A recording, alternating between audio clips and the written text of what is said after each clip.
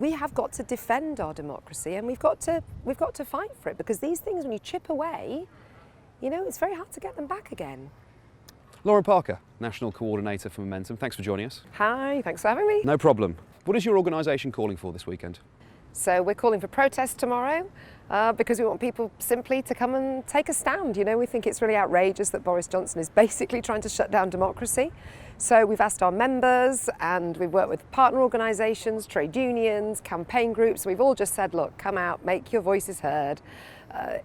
It's just not on in 2019 in Britain. I mean, it wouldn't have been on in 1919 in Britain, honestly, to shut down democracy in this way. You're advocating there, you said, for peaceful protest, but I understand you're also calling for civil disobedience.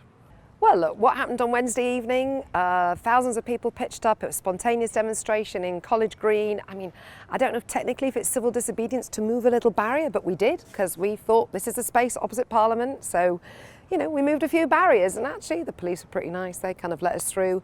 A little bit later, we went up Whitehall, just where Downing Street is in the centre of London, and people sat down in the road and we stopped the traffic.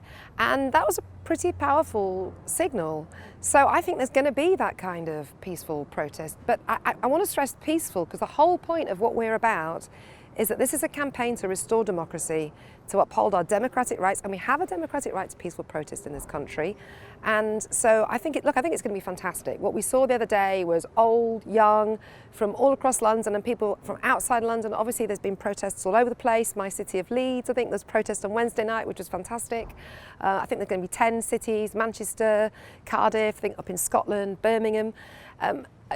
People are going to do what they're going to do, but people are angry. People are angry, and it's not, it's not some narrow Brexit thing either. I met loads of people on Wednesday who'd voted different ways in the referendum. Met some people who actually not that bothered about the referendum. Some people were really bothered about it. But what was really uniting them all was just this sense that, this Prime Minister is getting out of control. I mean, this is the 5th or 6th biggest economy in the world, and if we were reading in the newspapers that in another country, parliamentarians were effectively going to be locked out of their building, so an extended sort of holiday could go on whilst there's a major national crisis to be resolved, because Brexit is now a crisis, and that instead of, members of Parliament who we elect holding the government to account, the government was going to shut the doors and hide. I mean, if we were reading that about Hungary under Orban or Italy with Salvini, we'd all be saying, well, yeah, that's what happens when you get dodgy, alt-right, far-right, semi-fascist governments. You're advocating there, you said, for peaceful protest, but I understand you're also calling for civil disobedience. Well, I would say the Prime Minister's behaving in an extreme fashion. Actually, I don't think me sitting down cross-legged in the middle of Whitehall is particularly extreme. I just think that democracy is a very precious thing, and we fought to gain it, and we fought for the right to vote. We celebrated this year 100 years, women having the vote. We fought for the rights of LGBTQ people. We fought for the rights, and we've still got to carry on fighting, because we're no way there. Friends and comrades in the black community, we've got a long way to go, but no one gives us these things. But once we've got them, if someone tries to take them away, we have got to fight to defend them. So look, obviously we've still got a long way to go in securing more rights for people, including workers' rights. But once we've achieved these things, democracy it's a very precious thing. I've lived and worked in many places where people don't enjoy the democratic rights and freedoms that we have. If someone's going to nick your bike, you're probably going to have a bit of a tussle to keep it. And we have got to defend our democracy, and we've got to fight for it, because these things, when you chip away, it's very hard to get them back again. What's wrong with protesting legitimately within the confines of the law? Because at the end of the day, proroguing Parliament is a legitimate parliamentary process. Should you not be acting in a similar manner within the realms of the law? Well, look, it's really hard to answer that question in a world in which we haven't got a written constitution, to be honest. If we were in a place where there's a written constitution, I'm pretty sure it would say that the role of the people is to elect the MPs, and the role of the MPs is to hold the government to account. And in a situation of national crisis, that little bit at the end about account means that the government's got to turn up to answer some questions. The context for this is so important. I mean, we really should be opening Parliament for longer. In fact, they should have come back from their holidays, and of course, many of the opposition parties did say they wanted Parliament to be reconvened earlier. We need more time in there to figure out how to get out of this Brexit mess, not less. I mean, we have to remind ourselves that this is unprecedented in my lifetime. And, you know, we have to decide if we care or not. Parliament is fundamental to this country. Now, of course, it's dull and it's a bit niche, and, you know, people aren't going to be kind of out on the streets tomorrow with exciting constitutional chants, but somewhere in, you know, somewhere in how we live and all the things that bother us in our daily lives, Parliament's in there somewhere.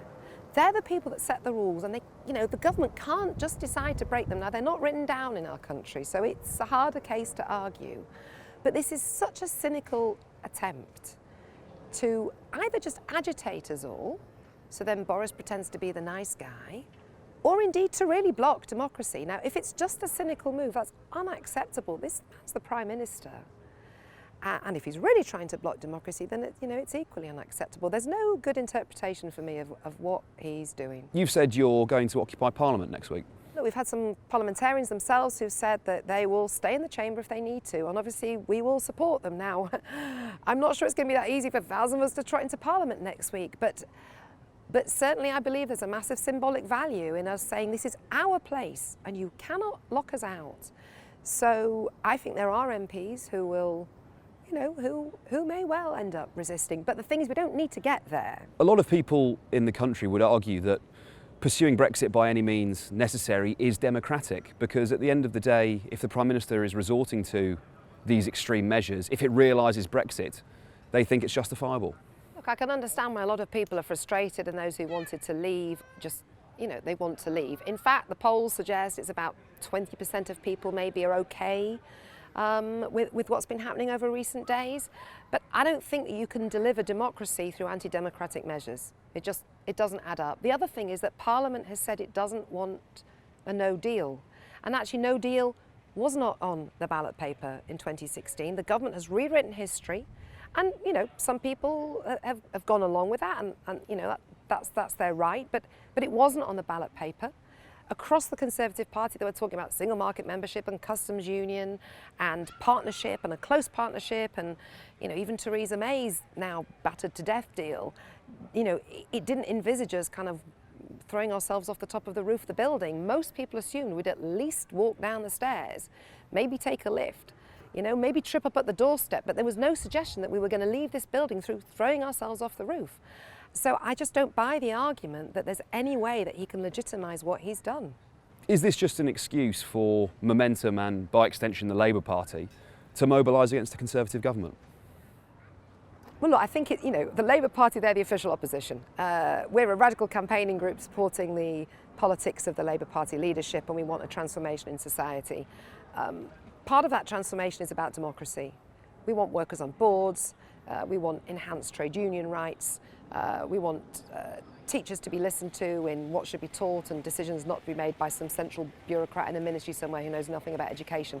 Underpinning all of the Labour Party's programme for transforming this country is the essence of democracy. So, of course, you know, what Boris Johnson has done, you know, some people think he's playing to his own advantage.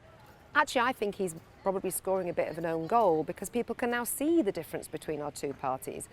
So this transcends party politics, and, you know, if this was just a narrow game of party political advantage, we might not actually do some of this. You know, this is messy, and we're going to get criticised. We've been criticised. You know, we've been called extremists.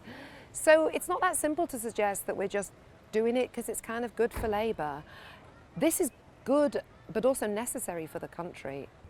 But is it the case that Momentum has been waiting for an opportunity to conduct civil disobedience, and you just think this is an opportune time? No, I don't think that's true, because honestly, if we could reverse a week and you give me a chance between, you know, all of us busting it up for the next week to try to stop something terrible happening and just getting on with the planning that we were doing for the general election, honestly, I'd go for the general election planning. Of course, this is an opportunity for us to talk about our politics. And, you know, of course it gives us an opportunity to transcend some of the mainstream media.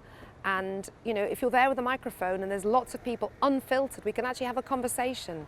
You know, ordinary folk from all over Britain are going to be talking to one another this week. I met some brilliant people on Wednesday who I never would have met. Yeah, and I met some guy who ran an IT business. I don't know if he watches Joe. I'm going to suggest he was probably a Lib Dem or a Tory. I mean, he was, he's quite a nice guy, but I never would have normally met this guy.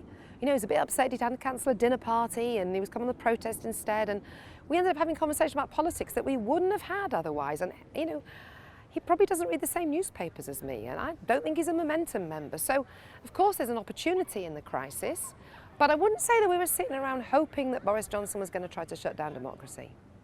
Thanks, Lauren. No, thank you very much.